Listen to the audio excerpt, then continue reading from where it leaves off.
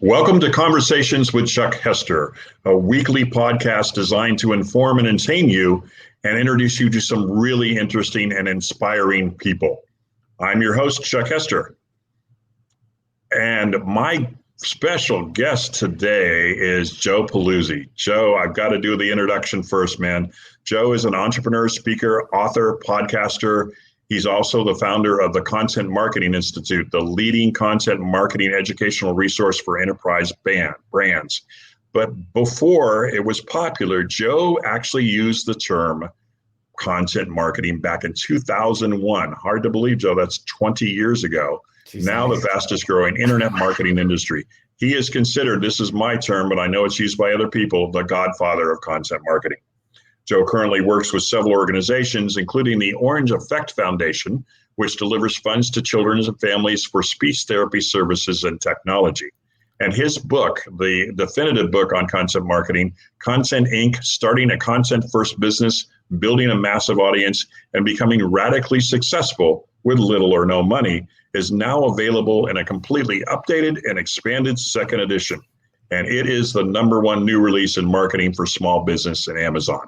And his latest venture is The Tilt, an email newsletter delivered twice a week, dedicated to helping the lonely content creator turn their business into a content empire. Joe Pulizzi, welcome to Conversations. Chuck, thank you for having me. You know, you started this off with saying you had interesting people, so hopefully hopefully I'll make the grade on that one, and we can have a good conversation. I think you're right up there, my friend. I mean, and we really need to talk about some origins here. We were off, as I do with pre-show, talking about how you and I have known each other for a while, but you came out to where I'm about to relocate back to Raleigh, North Carolina, to an American Marketing Association keynote that you did, which was awesome. And I came up to you and I said, Joe, love your stuff, content marketing world, how I get involved. That, believe it or not, was 7 years ago. And since then, I've 7 years in a row have moderated the keynote track, which honestly is kid in a candy store as far as I'm concerned. So looking forward to doing it again this year in September in person back in Cleveland, Ohio. So I know it'll be great to get back on the road and actually see people in real life. So I'm looking forward to it too. And I guess they've told me I have the opening keynote, so I'm ready to take the stage again. It's been a long time. Since February of 2020 since I was on a stage. So and you and I have mutual speakers, friends that we talk about, and several have been on the show, and they're all posting all over the place of, hey, on an airplane for a change, in front of a live audience, all of that stuff that goes along with that. So I'm really excited to be part of that and get a chance to talk about that. So obviously, a good percentage of this conversation is going to be about one of my favorite and your subjects, content marketing. So, I have always used a joke, and you may not have heard this, but I'm a journalist by education, graduating USC, and I've been a marketer for 35 plus years. So I guess I'm a content marketer is how I always like to put it. But talk to me about, evolution. 2001, you started using content marketing. How did that come about? And talk about the evolution of where it's gone since. Yeah, I'll try to give the short, interesting story of that. I started my publishing career in 2000, and I was lucky enough to fall into the custom media division at a large independent business-to-business publisher called Penton Media. And I didn't know anything about custom media, custom publishing, custom content, Chuck, but I fell in love with it immediately because I was like, okay, well, instead of advertising and instead of interrupting our customers, we can deliver valuable, relevant, compelling information to them on a regular basis in order to create some kind of behavior change. And I said, oh my gosh, this is it. I think this is the greatest thing. The problem is I got into the sales. So I started in the project management side. We would do like custom magazines and then the blogs and whatnot. But then I got into the sales side, Chuck. And the problem was when I was getting in front of the chief marketing officers of some very large business to business companies, and you said, I'm in the custom publishing business. They were already sleeping. Like they were like, oh, custom publishing. I don't do that. I don't know what you're talking about. But I tried out a couple different terms. I tried branded content, and then I tried corporate communication stuff, a little model there. And then I said content marketing. And every time I said content marketing, Chuck, they kind of squished up in their chair and they said, oh yeah, we do content marketing. Of course, they didn't know what that meant, but they said anything marketing they should be doing. And that's when I learned, just like search engine marketing, direct marketing, social media marketing, in order for it to be interesting to marketers, you have to call it marketing. So we said, okay, a lot of people didn't like it. I said, let's present this thing as content marketing. And as soon as we did that, Chuck, things just took off. And then, of course, left that position in 2007, started what became the Content Marketing Institute, because as you know, Google came along, and then you had all these social media, you had all these pipes, and these pipes needed amazing content. And most of these organizations, it was a new muscle they weren't used to using. They need a lot of education and training. And we said, well, let's go ahead and be the education and training arm. And of course, as you know, started Content Marketing World in 2011, and I pretty much dedicated the last 20 years to helping marketers figure out how to create audiences and then monetize those audiences by not interrupting, but delivering valuable information. Yeah, fascinating as how that's evolved, and that's one of the things I want to talk to you about. Sure. So content marketing changes to a certain extent, and I'm in an agency in Raleigh these days, and we have clients that come in and say, as usual, most people hear this: I need content on Twitter, I need content on Clubhouse, I need content, whatever it may be. How has the evolution of channels, if you will? Because originally, I mean, I've been on LinkedIn, for instance, since 2004, something like that, 3 or 4. 15, 17 years, something. And, but then in 2007, approximately, they came out and basically said, we're going to be a content marketing platform for business to business. And so that evolved. And then, Twitter comes along, and Facebook comes along, and Instagram, and all of the other things that are out there and available. But my understanding, your enterprise level Content Marketing Institute in particular is mostly enterprise, small business, and the like. So how's that changed over the last, what are we going on now, 15, 20 years as far as that goes?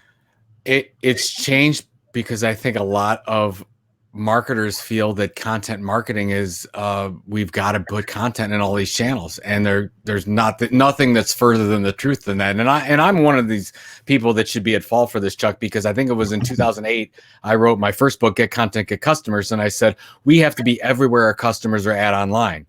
And maybe that was true then, but it certainly is not true now, because what happens is we create content in all these different places.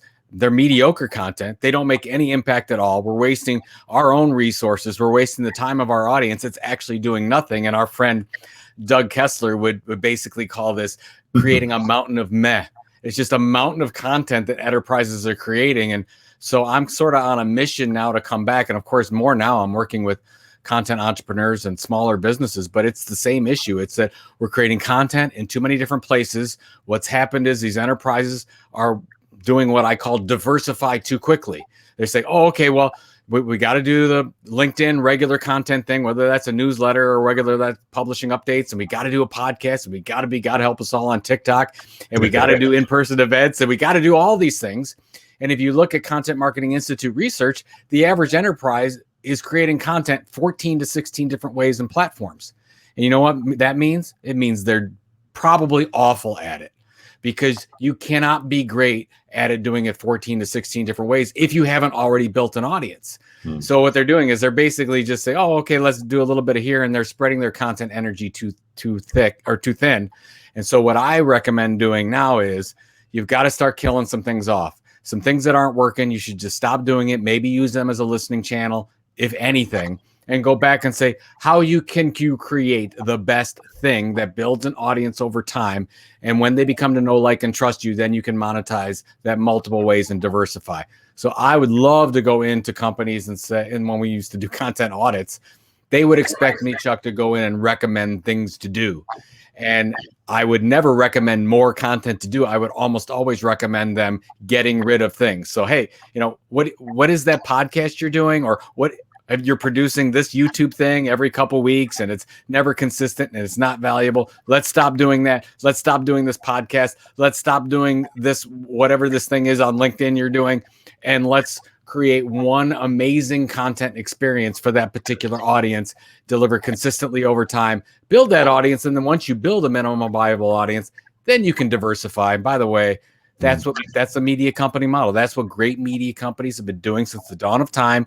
They start on one channel with one content type. They deliver consistently over time. And then once they build that audience, then they go to the second thing and then the third thing. And then you become Red Bull Media House or the New York Times or Arrow Electronics that have done it really well, instead of just sort of floundering around creating a ton of content and not being able to basically follow up on any of your KPIs or measurement because you don't know what it's doing or if it's doing anything at all. Yeah, you know what, Joe, pre-show we talked about this. This could be a 3-part, 45-minute each that we talk about, because I'd love to go through. And honestly, you've given me a new lens, if you will, in that when I work with clients or was working consulting and doing whatever on content and social media, one of the things I always told them is pick 2. Yeah. Pick 2 channels that you're going to do. This makes sense. But I love the axiom there of get rid of everything else and nail it down to 2 or 1 or whatever it may be, and make sure that it's an experience you're building as opposed to I need something to put on that channel, because that's an issue that we run into on a regular basis. And you're right. And it doesn't mean, Chuck, that you have to, like, let's say that you have a regular thing going that's not working on LinkedIn. It doesn't mean that you should not be on LinkedIn. It's right. Maybe LinkedIn becomes more of a listening channel for you. Which is fantastic, unless you come up with something consistent. I mean, I talk about it as content energy, and you only have, I don't care what kind of budget you have, you only have so much content energy to be great at 1 or 2 things. And that's a wonderful thing to do it. So instead of, you got the email and the blog and the podcast and the webinar series and TikTok and LinkedIn and Twitter and Facebook groups and on and on. So you got 16 of those. You're never going to be great. You're just going to be wandering along at this mediocre level, and then you're going to be looking for a new job in 12 months. So let's just forget that, and let's go and say, how can I figure out how to have a great, amazing email newsletter and an amazing podcast, take all those other resources that you're just so at and put them into being this amazing content experience. And I think everything will change for your company. Yeah, and I'm not a big fan of, like, for instance, Facebook influencers, but that's what they're doing. They do one thing, and that is their Facebook videos or whatever they may be able to do. And it's interesting when you talk about, okay, so let's make sure all of this works. And the concept of social media channels as listening channels as opposed to participation channels may be something foreign to people who come in there, or they're creating, and we've talked about this in a lot of different sessions that you've done in content marketing world. And by the way, we'll get into that in a couple of minutes as well. But, I want to create a content marketing department, and they all need to be able to do X, Y, and Z, and we need to be all over the place. Talk to me a little bit about, because we kind of touched on this a little bit, Joe, but talk to me about the concept of create once, use multiple times, or repurposing content. I mean, and is that still a viable option tactic that you would recommend, or are you really more interested in, okay, let's create some great content one place and leave it at that? What I would like to see is, so look, I don't care either way. I'm about data and what works. So it really doesn't matter what I think. What I believe, because I've looked at enough case studies that work, is once you find your differentiation area, we call that in the book the content tilt, then you find your base. And this is the way that all successful content creators do it. So they build a base, and that means, and to your point, Chuck, you're right. You're not a content creator. What are you? You're a YouTuber, you're a blogger, you're a writer, you're a podcaster. They start on one channel, just like Joe Rogan. He was an amazing podcaster, and he pretty much stuck with that, and that was his solution. Mr. Beast became or PewDiePie, amazing YouTuber. They pretty much just focused on YouTube. So I want you to focus on building those channels. Now, that doesn't mean that Joe Rogan isn't active on YouTube and Twitter, which he is, but he uses those channels to then build a little relationship there, but ultimately he's trying to get people back to his main base. So that's what I want people to think of. And that's what great media companies do as well. And at the end of the day, New York Times is very active on Facebook, very active on Twitter, but they don't want to keep you there. I mean, ultimately their goal is, if they build engagement, audience, listening, they're all doing it for the benefit of that base channel, which is ultimately getting to their website so that you sign up for one of their email newsletters. Or their paid subscription. That's what they're doing. So if you want to take your core podcast and cut that up into little bits and put it on YouTube as marketing promotions, I don't have any problem with that. But I also, at the same time, before you cut it up, I want you to look at treating it like a product. So your content is a product, and you should be marketing it like a product, and you should be partnering with influencers so like it was a product, because what you've got to do is, as quickly as possible, you've got to shorten the time to minimum viable audience that's where you can monetize it. Because sometimes it takes time. And if we look at the case studies in the book, the shortest time to monetization was 9 months. So if you come to me, like Chuck, when an executive comes to me and they say, Joe, I like this content marketing thing. This is fantastic. I've got 6 months. What can I expect? I say, nothing. You should expect absolutely nothing to happen in 6 months because it's too short of a time. Now, if you said 9, 12, 18 months, then maybe you can give that a chance. But media companies, this is all about the marathon and not the sprint. And that's why this is so strange for marketers to do this, because it's always outside of the campaign budget. It's always longer. You need a longer runway. And so that's why it's actually easier in this case to build a great content marketing machine, if you will, because you get so many people at the 6 to 9 month mark that drop off and die. So I hate to say it, but that's the truth. Yeah. And you've kind of alluded to it, but I think, the term is bantered around a lot, but we are all these days media companies. I mean, there's no doubt about that. Well, we have the same business. You and I have the same business model as New York Times, and New York Times is the same business model as Cisco Systems. They're all trying to build an audience of some kind, and they monetize that audience in up to 10 different ways. It's just that media companies focus on the direct channels, like direct revenue methods, like sponsorship, like paid subscriptions, and the Cisco Systems of the world focus on products and services, like selling routers and services for those routers. Mm-hmm. But you know what? It all starts with an audience, and an audience, if you want to think of it this way, is your pre-customer database. Drew Davis, our friend, talks about this all the time. Why do you want to build an audience? Because that audience is going to, once they know, like, and trust you, they're going to buy whatever you put in front of them. So I think that you're right. We're all media companies. We're all product companies. We're all service companies. We're all affiliate companies. We can all be whatever we want to be from a revenue standpoint. But I want to build a loyal audience first, because if I do that, then I have more options for revenue. And the average, let's say average media company that actually has a loyal audience, they drive revenues in 5, 6, 7 different ways. Look at Amazon, look at Disney. Mm-hmm. If something ever happens, they're very well protected because they've diversified their portfolio, just like you do in stocks. You don't want to be in one stock. They have many different stocks. They're in bonds, they're in crypto, they're in everything, right? So if one goes down, they're protected. And that's what we want to think of as marketer. We want lots of growth through these audiences, but we also want to protect ourselves. Yeah, and it truly makes sense. And you mentioned Disney. They are basically, I call it COVID blessings, but there's several things that came out of COVID. And the business model from Disney is, well, look, we're gonna really concentrate on streaming for the time being because everybody's home, and this is what it looks like. And now they have built an audience for, when they brought Disneyland back online, everybody's going, oh my gosh, I got to go. I truly, honestly do. So it's fascinating to see that. Isn't it something? I mean, Disneyland, Disney World, Disney itself.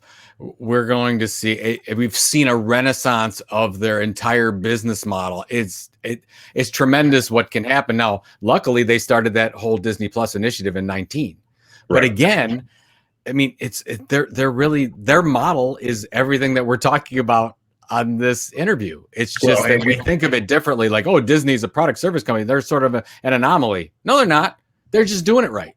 They're doing it very well. And probably a sarcastic remark here, but I'm not planning on going to Netflix world tomorrow, as far as that goes. However, but Netflix is trying to do that, by the way. Are they really? Absolutely.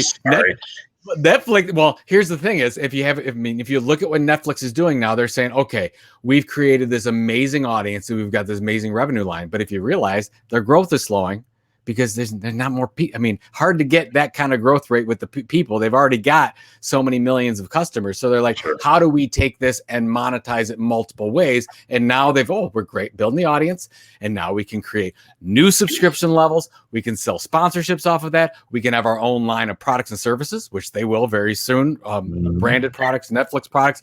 They've got, you can have Stranger Things products that are coming out, all these things that they're doing, merchandising opportunities, because they've created the audience and these amazing shows and brands. So again, We can all do that too, but it's hard for us to think that way because most of us haven't built the shows and the show idea, and they also haven't built the audience yet. We sort of are all over the place. And so, yeah, follow those models. Yeah. They're right there in front of us. Absolutely. I know we've talked about it a little bit, but I want to give a shout out. I understand you're still connected, but not specifically connected to Content Marketing Institute. But for those of you who are at any level of content Content Marketing Institute is a place you need to go. I always point it back to folks and say, I'm going to. And as a matter of fact, when I'm working with agency and they say, hey, we need some information about X, Y, and Z content, I say, I got the place. I go to Content Marketing Institute. We look at the blog. We look at the videos that you've got as far as that goes. But let's talk specifically about Content Marketing World. And I'm probably your biggest cheerleader in that regards. When people say, hey, if there's one conference that you were looking forward to go prior to the COVID and now after, what's the one conference if you could only go to one? It's always Content Marketing World. I mean, there's no doubt about it because what you have built and what is still going on. So talk a little bit about Content Marketing World, what people can expect, and why they should attend. Well, shoot, I mean, when we started in 2011, Chuck, I'm like, how do we get 150 people to Cleveland, Ohio around a concept that nobody gets yet? They're like, what is content marketing? And we were lucky in September of 2011 to actually have, I think we had 660 people that year. And that was the one time when I knew that I didn't have to go out and find a real job, Chuck. It was actually looking out. I peeled the curtain back and I was backstage before the opening keynote. And and David Meerman Scott's over here. And I'm like, oh my gosh, I think we're going to make it. And I tell my wife, and it was a very emotional moment.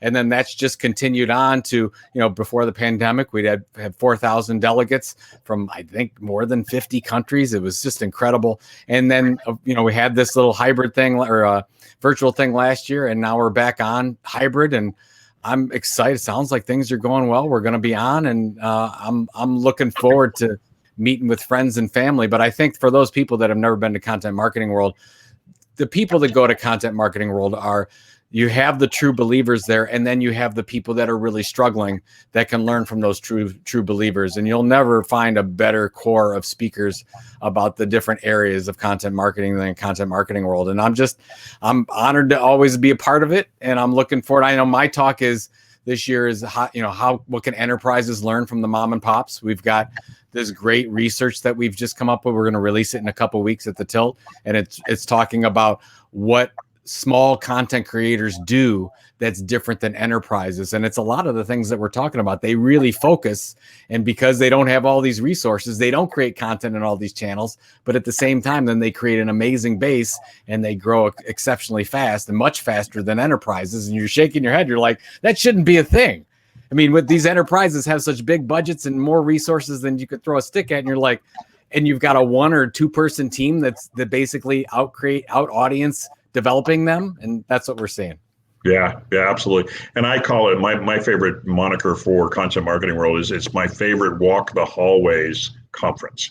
Granted, amazing content in the presentations and the workshops, but I have some amazing conversations, and I'm privileged, quite frankly, because as a speaker's keynote moderator, I hang out with everybody, and honestly, probably out of my 26 shows, I think 13 of them have been speakers from Content Marketing World.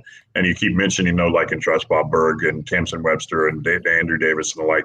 But yeah, I always say to them, anybody that's considering it is one of the best places you are going to not only learn, but you're also going to develop relationships that will last you as a lifetime, basically. So, and I've seen that with us over the last 7-8 years.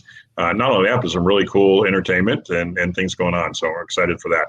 Let's talk specifically about Content Inc. because I know, and I love the way that you put this, the second edition, which is the, it basically for you, it's the expanded and much improved edition, I think is the way you put it, something like that.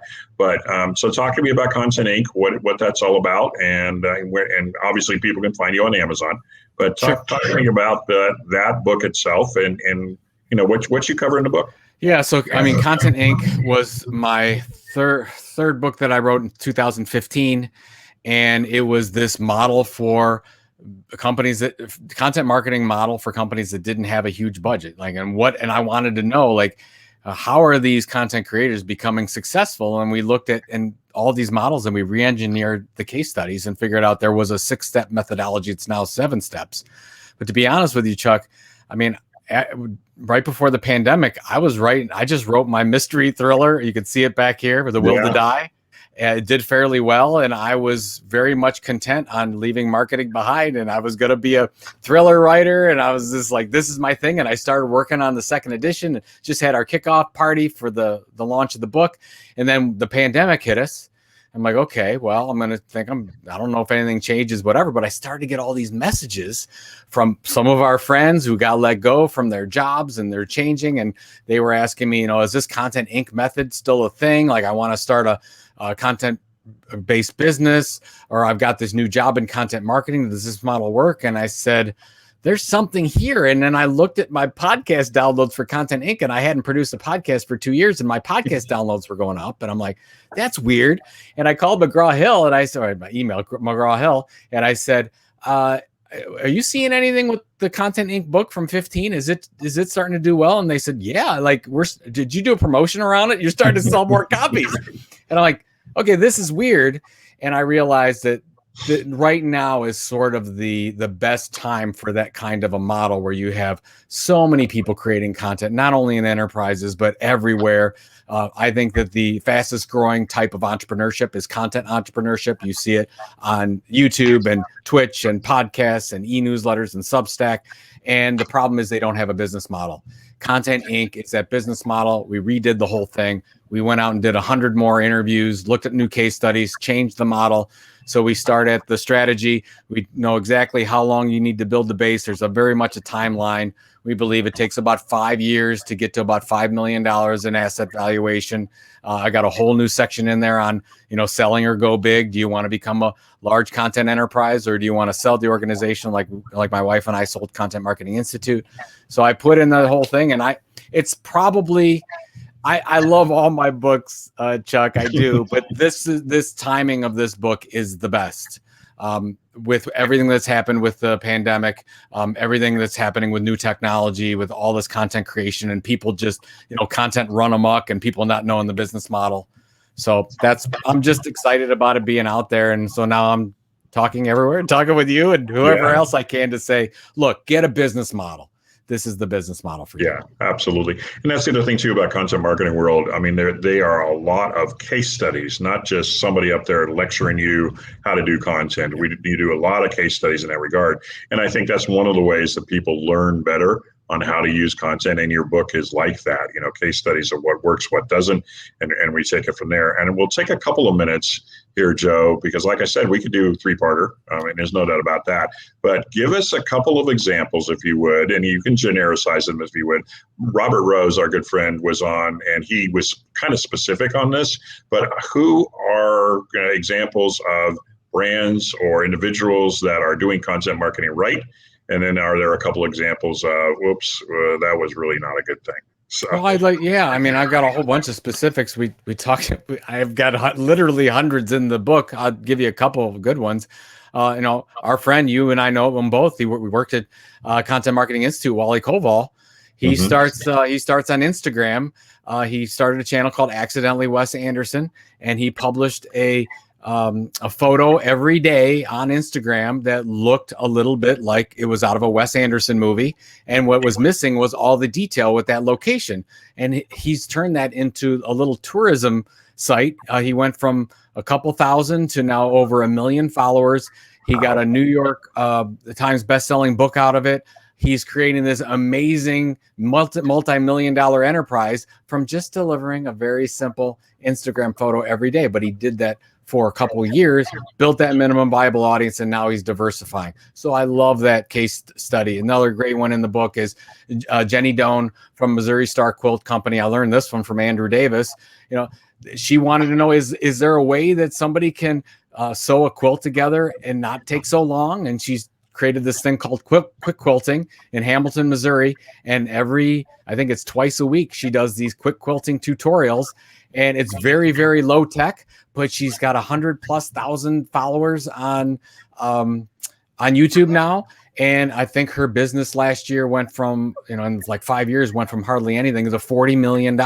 And she did that by building an audience on YouTube. But it's the same model. It's build the base first. Don't be everywhere. Just be great at one thing. And that's, I'm saying it over and over again, Chuck, because I just want to get it through marketers' heads that that's the best way to do it if you want to build an audience. And I mean, I'm not going to mention the specifics with the stuff that's gone wrong. Right. I've seen way more go wrong than go right, but it's the same thing over and over again. When I'm asked to go in and we do interviews with the team and we do a preliminary content audit, and I basically sit down with the content champion that brings us in, and they say, Joe, what's wrong? And I'm like, what are you doing? Like, why are you there? What are you creating in that channel? How is that information even differentiated? How are you going to cut through all the clutter? Like, there's no show format there. Where's your consistency over here? It's just all over the place. So sometimes it's better to just cut bait, as they say, and let's just say, okay, look, we can't behave like this anymore. I mean, you are wasting your time, your resources, you're wasting your customers' time. This is not how it's done. I mean, we're creating more content than anything else we do in an organization. That's the thing that we create the most of, no matter what product you serve. It's like, we have to treat it with more respect. So you just need to, I would just recommend to everyone, look at what you're doing, do an audit. You would be surprised at all the content coming out of your organization that's absolutely doing nothing and wasting people's time. And you can better use that resources to make a positive impact somewhere else. Yeah, and I think you've touched on a really good point, and we talked about it earlier about minimum viable. What does that look like? Cut out the detritus, if that word is correct. Be able to get rid of the stuff. But the other part of that is, as a marketer for 35 plus, and you've been around for a long time as well, and working both agency and corporate, the hardest thing to do is say, you know what, that's not working. And it's really hard for somebody who potentially has put that together, or a boss who's bought off on that, or a client who said, yes, let's go, and this is what it looks like. It takes a lot of guts, quite frankly, to come to a client and say, you know what, this strategy we tried for 6 months isn't working. We need to pivot and be able to do something different and be able to work that out. So I mean, that's really cool. Well, and Joe, the other thing is, and a lot of times those things don't work because we lead with our KPIs being product first. Right. And they can't be. And unfortunately, I'd love them if they were. Wouldn't it make life simpler? It'd make business simpler if everything was, I just want to sell more stuff here. And no, you have to focus on your audience's needs first, your audience's outcome. How do I help them live a better life, get a better job? You have to start there first. And if you focus on audience first, the sales will come second. And a lot of marketers don't do that. And that's Marcus Sheridan. I mean, I had Marcus on a show, and his book, they asked, we answered. That is the basics of that.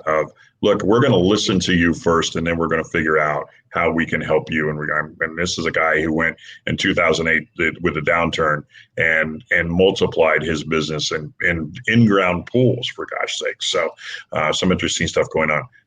Okay, again, we're going to shift gears a little bit. Let's talk about the tilt. And first of all, tell us somewhat about, and honestly, guys, if you aren't, and you don't have to be a content creator to enjoy the tilt and find some really good information. Twice weekly newsletter that Joe puts out. But talk to me about that, and what that's all about, and how the audience can benefit. Yeah, I mean, go back to what I was talking about, where I left writing mysteries and now I'm all in. I rewrote Content Inc. and I was like, that's not going to be enough. And I'm, you know me, Chuck, you and I have known each other a long time. And when I'm in, I'm in. And I basically came back in and then said, if I just do the book, I'm doing a disservice, because we need to help content creators and marketers ongoing understand this thing. So that's why the tilt was created. So the book is a great model. Absolutely use it. I want people to buy it. Sure. I mean, I'm selling books here, but what I really want is I want you to keep up the practice, understand the new tools that are out there and how you can deliver revenues quicker. I mean, I want to shorten the time that you're in that limbo area where you're not seeing results. So that's what the tilt wants to do. So we created, okay, every Tuesday and every Friday, we're going to send out a full email. You don't have to click through to anything if you don't want to. It's all there. It's kind of in the likes of the Hustle or the Morning Brew, and you get everything you need that's happened over the last couple of days, and you get some really good case studies in it as well. And then usually one educational thing that we focus on for the week, like how do you find your content tilt, or how do you create a content mission statement or something like that. And so that's it. We're all in. We've got, I think, almost 8,500 subscribers. It's been 6 weeks, 8 weeks. We're really excited about that. We're getting a huge open rate. We're just trying to help people at this point. So so that's it. I'm just like, I can't just do the book, Chuck. I've got to do something else. So this will be the ongoing communication with our audience. You and me both. I mean, my business coach said 3-legged stool. I came back here and said 3-legged stool plus a seat. So I was able to kind of work that through, but be able to do that. Joe, believe it or not, like I talked about, 40 minutes or so, we'll see where that works. But I would be remiss, and the end of the show is always talking about the Pay It Forward Tuesdays Foundation, but talk to me a little bit about the Orange Effect Foundation. I know the background behind that, but I think my audience would greatly appreciate learning more about that, because I know it's one of your passions and a personal passion for that matter. Sure. Yeah. I mean, the story, a personal passion. My oldest, born diagnosed on the autism spectrum at 2 years old, was not verbal, and he's 3 years old, still not verbal. And my wife and I were like, okay, what do we do here? And got him into aggressive speech and play therapy. He was able to stop using a tutor by the age of 8, and now he's a sophomore in college. He's doing fantastic. But it was that aggressive speech therapy that made all the difference. At the time, we were able to afford it. We were lucky. What I found through this whole process is there's families that aren't able to afford speech therapy. There's a lot of great organizations out there that are doing work with autism and apraxia, but they're not they're mostly research-based. And so what we focus on at Orange Effect Foundation, started this initiative in 2007, 501c3 in 2014. And all we do is raise funds to deliver speech therapy services directly to the children and families that need it. We now have almost 250 children that we provide grants for in about 35 different states. It's something, it's small. We have way more need. We get way more applications. We don't have enough that we can serve. So if anybody would like to donate the cause, it's my favorite. It's the only cause that I have from a philanthropic standpoint, theorangeeffect.org. So we've been, let's see, almost 20 years I've been working on this initiative, but yeah, 8 years officially 501c3, and we have all kinds of fundraising activities, and this is what we do. Just $50 covers 1 hour of speech therapy, folks. So that's all we do. God bless you, Joe. Greatly appreciate what you do in that regard. So we're going to wrap up with a couple of, my standard questions as we talked about. I won't go into what's your favorite social media channel, because you although if you want to bring it on. Let's do it. What's your favorite social media channel? What do you like and what don't you like? My favorite social media, probably tie between I probably use Twitter the most, but Twitter and LinkedIn are my two favorite social media channels. I haven't even I've seen TikTok. I'm really not on it. I was very bullish on Clubhouse at the short term. Not so much now. If I was looking at social audio, I'm a little bit more in the Twitter Spaces camp. But again, I do think there's a social audio component, but I know LinkedIn is coming out with something too. So, everybody's in the social audio camp right now. But if I had to say, where I built and a lot of that's from time. I built my audiences on Twitter and LinkedIn a long time ago. I started about the same time you did. I was one of the first ones on Twitter. And so, you get that many followers, it starts to work fairly well for you. I'm not on Facebook hardly at all. And maybe just for personal things every once in a while, I'll say, hey, I'm still alive, but I don't use it for business at all. Yeah, I appreciate that too. And that kind of brings it to where people can get in touch with you. I'll put this up, although you should look at Joe Pulizzi, be able to find him on LinkedIn. Joe is one. I think all 26 of my guests so far are of the same cloth, if you will, in that, Joe may be the founder of Content Marketing Institute and the author and all the stuff he's doing. He's accessible. So send out something. Absolutely. And LinkedIn, Twitter, at Joe Pulizzi on Twitter, either one. I'm around. You send me a note.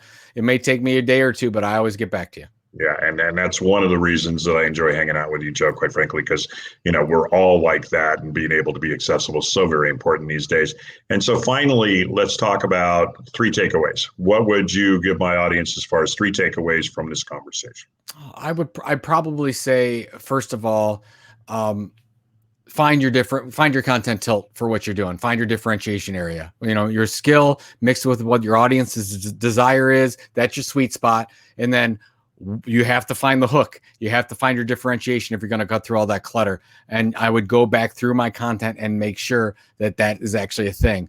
The thing that kills most content marketing programs is when you do find that base, it's either lack of consistency or you don't have the differentiation. So go back and look at your consistency and see, are you delivering? That's a promise to your customers. And are you delivering on a regular basis? And I guess the last thing is do a cursory content audit and really maybe rank all the things that you're doing. And you've got to cut out, in order to be great at one or two things, you have to cut out some of those resources somewhere that are sort of wasting everybody's time and is not additive to anything. So I would take those resources and make sure that you can add them down here and be absolutely fantastic and create a remarkable content experience for somebody. So I would say maybe the rest of 2021 is a good time to look at 2 or 3 things to kill, or just start with one. And then take the resources from that and say, and you can make the case in your organization, we're getting rid of this so that we can be better at this because I've got a better business case over here. So those are probably the 3 things I would do. Yeah, that makes sense. And Joe, it's honestly, it fascinates me. But believe this or right now, we're at 40 minutes and 39 seconds. I told you 41. That's it. And sure enough, that's what it looks like. We did it. Yeah. Joe Pulizzi, and this may sound a little weird, but I am so looking forward to hugging you, brother. I cannot tell you how much. Just a couple months. September. I know, it's crazy. Absolutely. September. So greatly appreciate the time. It goes by way too fast, and believe me, I'm starting to circle back around. Like Tamsin Webster's got the new Red Thread book. I may have her back on. I want to have you back on.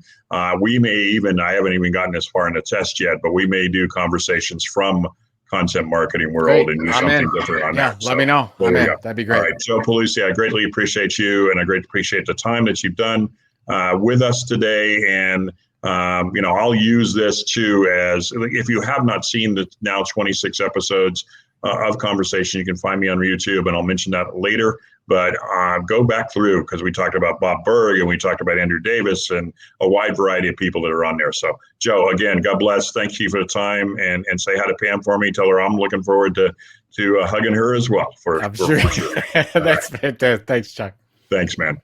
All right, so that's another edition, believe this or not, of Conversations with Chuck Hester. We talked about content a lot. On to my Pay It Forward Minute and the Pay It Forward Tuesdays initiative. Special shout out as usual to the Pay It Forward 6, Adam Sinkus, Jennifer Radke, Bob Shears, Ryan Basilico, and Jeff Poche. We are now accepting nominations for June. We'll talk about our May recipient in a second, but you can visit payitforwardtuesdays.org. And you can get a chance to take a look at that and be able to nominate either yourself or someone that you feel is worthy of having this consultation with 6 individuals, close to 3 hours of consultation work on PR, marketing, business strategy. All of that is available through payitforwardtuesdays.org. And if you are a company or a small organization that provides products and services to the small business and entrepreneurial community, we are looking for sponsors that can provide services and products in kind for our 2021 recipients. Great way to pay it forward while building brand equity in your community. And you can contact me for details. And next week, as I mentioned, one of my favorite people, I always tell people if they are depressed, set up a meeting with this person. This is Lindsay Sutherland Bowl. She's the founder of She Walks. She is actually walking 4,545 miles across Canada on a Take Back Your Power tour walk to raise $250,000 for 6 recovery and treatment centers across that country. And please feel free to share this podcast with your friends and connections. The replay will post very soon on Facebook and YouTube. Also on Anchor FM, you can get the audio of the podcast. It can be found on Google Podcasts, Spotify, and many other channels. So that's it for this week. And make sure you take a minute to acknowledge someone today and say thank you for what you do for me personally or in business. Always important to do that. And until next time, this is Chuck Hester reminding you to stay well, stay healthy, and always pay it forward.